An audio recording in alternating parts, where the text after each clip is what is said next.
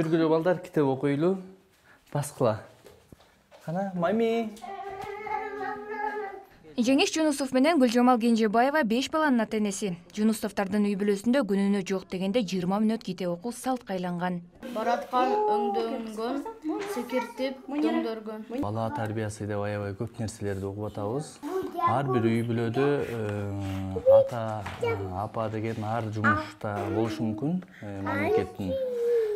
Бирок мээримдүү, өзүнө ишенген бала бул атанын мээримин, апанын мээримин алып чоңойгон бала деп эсептейбиз. Ошон үчүн дагы жок дегенде бир жарым саат бирге китеп окуп, үй бүлөнүн бекемдигин, ынтымактуулугун, баланын келечегине болгон бир фундаментти куюу ата-эненин милдети деп билебиз. Жеңиш Жунусов балага тарбия берүүдө ата-эненин мээрими өтө маанилүү дейт. Бир белгилүү бир окумушту жазган экен. Энеден бала мээрим алат дейт. Атадан ишеним жана өзүнө ишеним жана Кудайга болгон ишеним жана элге болгон ишенимди бул атадан алат дейт. Бул кандай жолдор менен алат?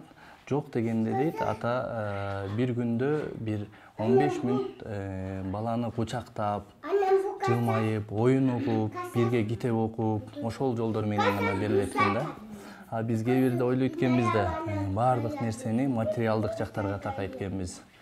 Жакшы ичирсем, жакшы жедирсем, жакшы школдордо окутсам, мектептерде окутсам, бул ийгиликтүү бала деп. Бул дагы жакшы нерсе экен, бирок эң маанилүүсү балага болгон мээрим, балага болгон, бала менен бирге болуу. Бул балага дагы материалдык жакка караганда көбүрөөк нерсе берилет экен. Роз кетип баратса.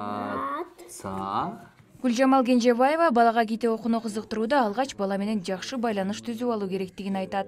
Эң негизи бала менен жакшы сапаттуу байланыш түзүп албасаң, сен сөздөрүң тескерисинче тээп кетет да, эмени китеп окуганды жек көрүп деле калышы мүмкүн да. Алгачкы 3 мүнөт деген түшүнүк бар. Мисалы ошол 3 мүнөттүн ичинде бүт бала айта турган сөзүн камдап, атам келсе айтып, апам келсе айтып.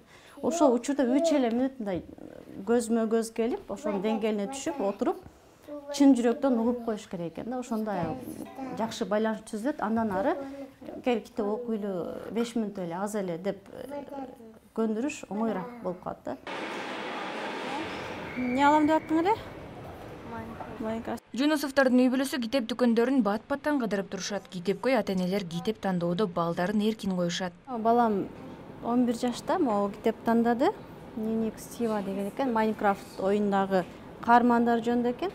Биздин балалыктарга туура келбеген көз караштар болушу мүмкүн деп да чочулайбыз ата-энелерчи.